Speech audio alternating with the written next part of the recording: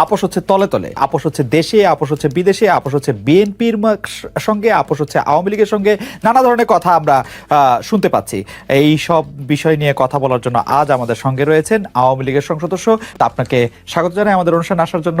আপনার কাছ থেকে জানতে চাইবো, আওয়ামী লীগের হাজারো নেতাকর্মী পালিয়ে গেছেন ভারতে, যে শেখ হাসিনার পার্লামেন্ট নাকি এখন কলকাতায়, শেখ হাসিনার ক্যাবিনেট সদস্যরা কি সত্যি এখন দিল্লিতে? আপনার একটু মন্তব্য শুনতে চাই। কাজ করতে গেলে ভালো মন্দ ভুল ত্রুটি থাকবে, স্বাভাবিক। কেউ ভুলের ঊর্ধ্বে না, আমরা কেউ না। অতএব ভুল ত্রুটিগুলো আপনারা ক্ষমা সুন্দর দৃষ্টিতে দেখি। আজকে যে কথাটা আসলে বলার জন্য আপনাদেরকে আমি উপস্থিত হয়েছি, সেটা হলো যে এই সাময়িক আমাদের একটা কষ্টের মধ্যে আমরা কিন্তু সারা দেশের মানুষ পড়েছি। সেটা হলো আমাদের যে মাধ্যমগুলো, ফেসবুক, ইউটিউব, আমরা যাই বলি না কেন, সেখানে এগুলো নিয়ে নানা ধরনের কথা, আলোচনা, সমালোচনা এবং প্রোপাগান্ডা আছে। সেই বিষয়গুলো নিয়ে আমি দুটি কথা শুধু বলতে চাই। যে আপনারা জানেন যে আমি কাজ করতে হলে আমি আমার এলাকায় কি কাজ করেছি, কি কাজ করা বাকি আছে, সেগুলো কিন্তু আমার একটা বলার জায়গা হলো সংসদ। আর এই সংসদে কিন্তু আমি কতটুকু কাজ করতে পেরেছি, কোন কোন মন্ত্রণালয়ে কাজ করেছি, এবং আমার আরো কি কি কাজ করা উচিত এবং কি কি কাজ আমার প্রয়োজন, সেগুলো তাদের কাছে চাওয়া। তো এই সুবাদেই কিন্তু আমি সংসদে অনেক বক্তব্য দিয়েছি। তার দুই একটি কথা ধরেই অনেকেই এটা সমালোচনার ঝড় তুলেছেন এই কষ্টের মধ্য দিয়ে। আপনারা জানেন যে সারা বিশ্বের যে অবস্থা, এই যে ইউক্রেন এবং রাশিয়ার যে যুদ্ধটা, এটা আমাদেরকে অনেক ধরনের ক্ষতির মধ্যে, সমস্যার মধ্যে আমাদেরকে ফেলেছে। তো আমি আপনাদের কাছে বিনয়ের সাথে বলবো যে সেটা যাতে আমরা ধৈর্যের সাথে মোকাবেলা করতে পারি। আমাদের সৃষ্টিকর্তা আছেন, আল্লাহ আছেন, আমরা আল্লাহর কাছে একটু পানা যেতে পারি যে আল্লাহ, তুমি আমাদেরকে এই সমস্ত মহামারীর থেকে আমাদেরকে তুমি একটু রক্ষা করো।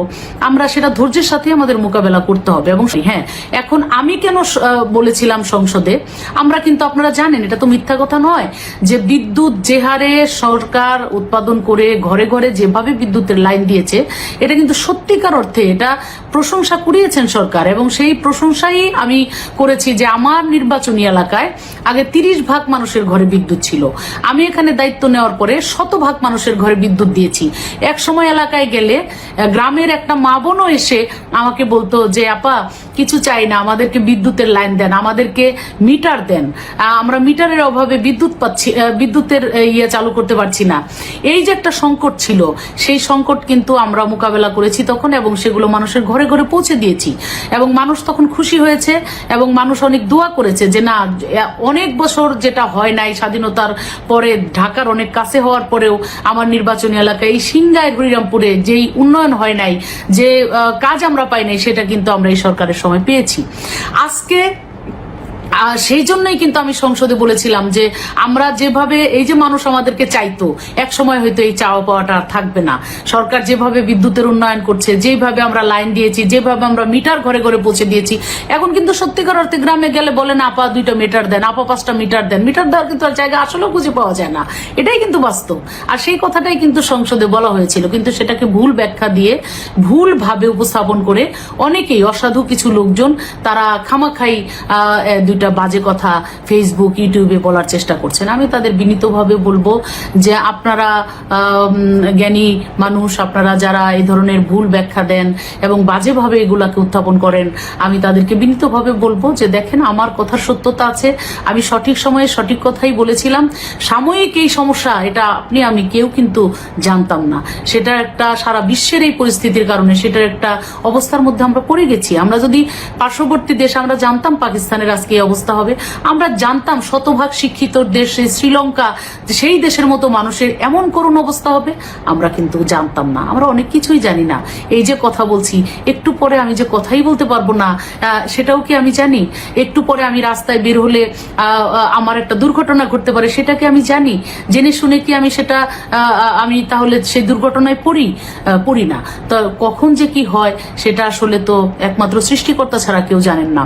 যখন আমি বলেছিলাম সত্যি সত্যি আমাদের বিদ্যুতের অবস্থা এত সুন্দর এবং ভালো ছিল, এবং আমার শতভাগ বিদ্যুতায়ন আমার আসনে করেছি, মানুষকে দিয়েছি, মানুষ তো মহা খুশি হয়েছে। এবং এখন এই সাময়িক এই পরিস্থিতিটাকে ধৈর্যের সাথে আমাদের মোকাবেলা করতে হবে। সেই জন্য আমাদের সকলেরই ধৈর্য ধারণ করতে হবে, সকলেরই চেষ্টা করতে হবে, সরকারকে সহযোগিতা করতে হবে। আমাদের বিদ্যুতের খরচ কিভাবে কমানো যায়, কিভাবে এগুলাকে মোকাবেলা করা যায়, আমাদের সকলের সেটা উদ্যোগ নিতে হবে। দোষারোপ করে একে অপরের কাদা ছোড়াছুড়ি করে লাভ নেই, এগুলো আমাদের ক্ষতি বরং হবে, আমাদের অশান্তিই বাড়বে। আজকে দেখেন কেউ কেউ দেখা যায় যে ফেসবুকে আমি হঠাৎ করে ঢুকে দেখি একজন বলছে মমতাজের বাড়ি ঘেরাও করা হয়েছে, কেন? বিদ্যুৎ পাওয়া যাচ্ছে না তাই। বলেন, এই যে প্রভাকাণ্ড, এই যে মিথ্যাচার, এগুলো আপনাদের বিবেকে কি একটু ওনারা দিবে না যে শুধু শুধু একটা মানুষের বিরুদ্ধে এইভাবে মিথ্যাচার আমরা কেন করছি? তো আমি আপনাদেরকে মনে করি যে আপনারা জ্ঞানী মানুষ, এই দেশের মানে অনেক বুদ্ধি আপনারা রাখেন। শুধু শুধু মানুষকে মানে হয়রানিমূলক কথা বলা, ছোট করা, মানুষকে মিথ্যা মানে কথা বলে তাকে হেনস্থা করা, এটা কিন্তু আসলে কোনো বিবেকবান মানুষের দিতে পড়ে না। সেই জায়গা থেকে আপনাদের কাছে আমি বিনীতভাবে অনুরোধ করব, এ ধরনের প্রভাকাণ্ড থেকে আপনারা একটু মানে সরে থাকবেন, এবং আপনারা এই মিথ্যার আশ্রয় প্রশ্রয় কেউ দিবেন না, এবং আপনারা আমাদের সাথে থাকুন, ধৈর্য ধরুন। আল্লাহ যেন আমাদের এখান থেকে মানে খুব তাড়াতাড়ি আমাদেরকে এই কষ্টের থেকে আল্লাহ যেন আমাদেরকে মুক্ত করেন। আমি একটু ব্যারিস্টার রুমিন ফারহানার কাছে যেতে চাই। ব্যারিস্টার রুমিন ফারহানা, আপনি যা বললো সেটা নিয়ে আপনার প্রতিক্রিয়া জানাতে পারেন। এই যে একটা পুরো সিস্টেমকে শেষ করে দেয়া, ধ্বংস করে দেয়া, এমনকি অ্যামিকাস কিউরি যারা ছিলেন তারাও কিন্তু সকলেই, একজন বোধহয় বাদ, তারা প্রত্যেকেই তত্ত্বাবধায়ক সরকারের পক্ষে কথা বলেছেন, এবং যে বিশিষ্টজনদের মতামত নেওয়া হয়েছে প্রায় 100 খানেক, তারা মোটামুটি ঠিক আছে। আপনার এই বক্তব্যের সাথে কোনো দ্বিমত নাই, কিন্তু যেটি আসলে প্রফেসর হাবিব মিল্লাহ যে প্রসঙ্গটি তুলেছিলেন যে আসলে তত্ত্বাবধায়ক সরকার ব্যবস্থাকে নিয়ে যে এই বিতর্ক, এই মতামত জাস্টিস কে এম হাসান থেকে তার শুরু, বিচারকদের বয়স বাড়ানো নিয়ে ব্যারিস্টার মওদুদ আহমেদ তার বীজ বপন করেছিলেন, সেটি জনাব ইয়াজউদ্দিন আহমেদকে তত্ত্বাবধায়ক সরকারের প্রধান উপদেষ্টা করে তার পরিণতি দিয়েছিল বিএনপি সরকার। এর দায় বিএনপি কিভাবে এড়াবে? মানে এটা তো আসলে বিএনপি, এটার মূল্য বিএনপি চুকিয়েছে।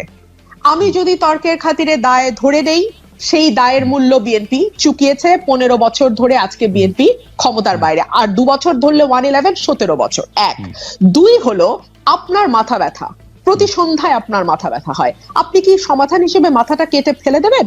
না আপনি ডাক্তারের কাছে গিয়ে চিকিৎসা করবেন, মেরামত করবেন, ওষুধ খাবেন, বা কোনো প্রসিজিওরের দরকার হলে সেই প্রসিজিওরটা করবেন, আপনি নিশ্চয়ই পরেরটা করবেন, তাই না? সেখানে আমি প্রশ্নটি করেছিলাম যে বিএনপি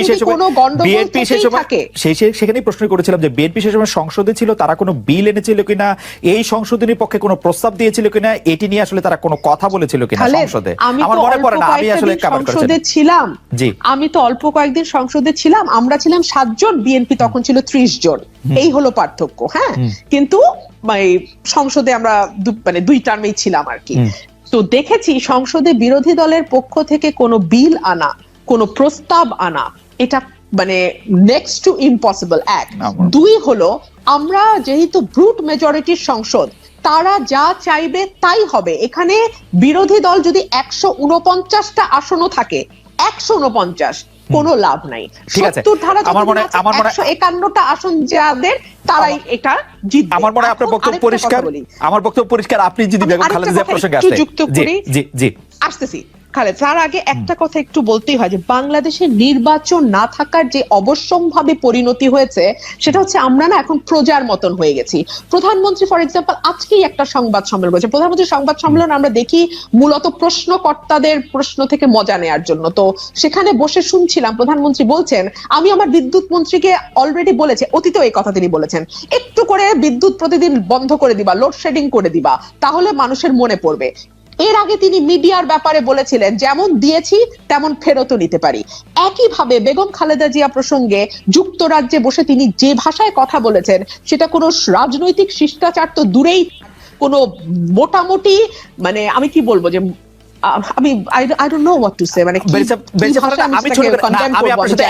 আমি আপনার এই স্পিরিটের সাথে সম্পূর্ণ একমত। আমি শুধু ছোট করে জানতে যেতে পারি যে ব্যারিস্টার ফারহানা, 15 আগস্টকে একটি উৎসবের দিন হিসাবে কেক কেটে পালন করাটা সম্পর্কে বিএনপির আসলে দলীয় অবস্থানটা কি? এবং যেই জন্মদিনটা আসলে না, 15 যে জন্মদিনটা না 15ই অগস্ট কারো জন্মদিন হতেই পারে না, তাই সেটা তার জন্মদিন না, সেটা তার জন্মদিন না, সেটা 94 সালের পর থেকে শুরু হয়েছে। না সেটা আপনার বিএনপি কে এখনো বলে যে বেগম জিয়ার জন্মদিন 15 আগস্ট। আমরা তো অফ কোর্স 15 আগস্ট পালন করা হয়েছে, সেটা ডেফিনেটলি এটা তার জন্মদিন বলেই পালন করা হয়েছে। সরকার এখন তো নানান কথা বলছে, নানান রকম অদ্ভুত কথা বলছে। দেশনেত্রী বেগম খালেদা জিয়ার ব্যক্তিগত জীবন, তার আর্লি ম্যারিড লাইফ, মানে যা মুখে আসছে তাই বলছে। আমি ওনার মুক্তির ব্যাপারে যেটা আপনি বলছিলেন বা বিদেশি চিকিৎসার ব্যাপারে আপনি যেটা বলছিলেন, আমরা এতদিন ধরে শুনে এসেছি। আমি যদি একটু আগে থেকে শুরু করি, তোমাকে একটু সময় দেবেন খালেদ প্লিজ, আমি যদি একটু আগে থেকে শুরু করি। প্রথমে বেগম জিয়া বলেছিলেন তিনি তার পছন্দের হাসপাতালে চিকিৎসা নিতে চান, তাকে সেটা না দিয়ে জোর করে বিএসএমএম তে নেওয়া হয়েছে, বলা হয়েছে এরকম কোনো প্রভিশন আইনে নাই। করোনা আসলো, প্রভিশন হলো, ঠিকই তিনি তার এভার কেয়ার পছন্দের হাসপাতালে চিকিৎসা নিতে পারলেন। এই যে শুরু হলো, তারপর থেকে আমরা দেখলাম যে সরকার শুরুতে একরকম বলে, পরে সেটা তারা চেঞ্জ করে। শুরুতে আমাদের আইনমন্ত্রী বললেন 401-এ কোনো মানে প্রভিশন নাই তাকে বিদেশে চিকিৎসা করতে দেওয়ার, যদি যেতে হয় তাকে আবার জেলে যেতে হবে, জেলে গিয়ে আবার সরকারের কাছে আবেদন করতে হবে, নতুন করে সরকারের কাছে আবেদন করতে হবে। এবং এইবার আইনমন্ত্রী বললেন, যখন প্রধানমন্ত্রী দেশের বাইরে, তিনি বললেন স্বরাষ্ট্রমন্ত্রীর কাছ থেকে তিনি পেয়েছেন আবেদনটি, সেটা তিনি পরিবার থেকে আবেদন করা হয়েছে বিদেশে চিকিৎসার জন্য, সেটা তিনি দেখবেন, আইনি কিছু বিষয় আছে সেটা দেখে শুনে তিনি 2-1 দিনের মধ্যে